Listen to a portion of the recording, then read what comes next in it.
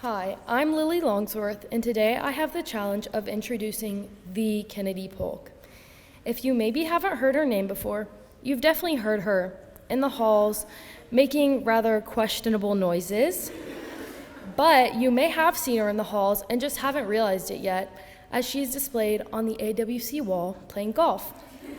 However, if you had the pleasure of growing up with Kennedy like I did, you would know there's so much more to her than making weird sounds. There's also the faces and positions too, but on top of that, Kennedy is incredibly smart, funny, and kind.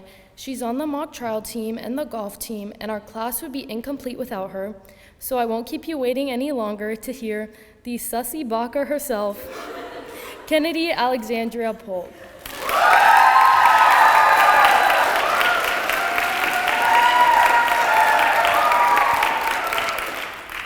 I have gone through many obsessions.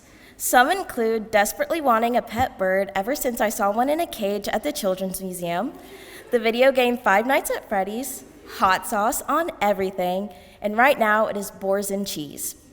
But one particular obsession that I remember vividly was anything and everything that had to do with Legos when I was in lower school.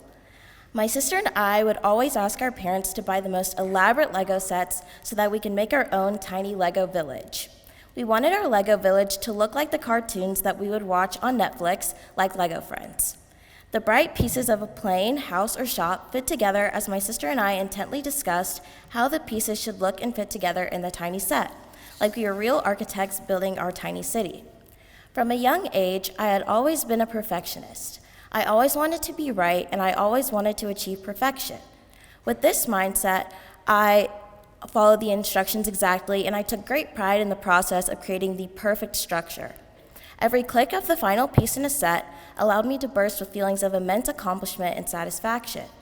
But sometimes I did make mistakes while building my amazing Lego world. Sometimes I didn't follow the instructions exactly. Whether I accidentally put a piece where it shouldn't have gone, or I accidentally knocked the whole structure down altogether, I wasn't what I strived to be. Perfect. But one fateful day, out of pure frustration with my Lego architecture and all of my mistakes, I decided to rip out all the instructions in one of my sets and threw them in the box, never to be seen again. For little perfectionist Kennedy, this was out of the ordinary. I then continued to build something that didn't follow the instructions, but what came from my creativity and a little bit of my anger. Through my creativity, I ended up making a cute little cottage to add to the village. As the characters Vitruvius and Wildstyle would say in my favorite childhood movie, the Lego Movie, I had become a master builder, a person who can build anything out of any piece that is available to them. Throughout my life, I have used this master builder mindset in many different ways. One particular time was during a nice summer evening with my two friends, Julia DeBoer and Claire Griffin, and my dog Ginger. We decided to have a picnic on a summer evening with a beautiful sunset. I decided to drive my car to the open field in Shelby Farms to have this picnic while my other two friends left their cars outside of the actual park. The picnic was great. We took pictures, we ate pizza, and we talked. As the sun began to set, we decided to leave. But as we were trying to get out of the gate, we realized that it was locked. So I decided not to follow the instructions in this situation. I was determined to get us out.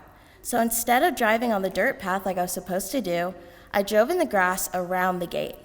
We were happy to have gotten out of the locked park until I continued to drive and there was another locked gate. This time, it wasn't a gate that I could drive around. Instead, it had metal pegs coming out of the pavement. I became very anxious at this point. I was determined not to have to sleep in my car with a bunch of deer staring at me in Shelby Farms. I turned my car around to see a bunch of deer staring right into my headlights, and I drove past them. I put my address into my GPS, which took me to the locked gates once again. I then decided not to follow the instructions and proceeded to drive into the woods on a very narrow path meant for pedestrians. The drive through this what seemed to be like a never-ending trail was filled with me screaming as I drove us out of the park.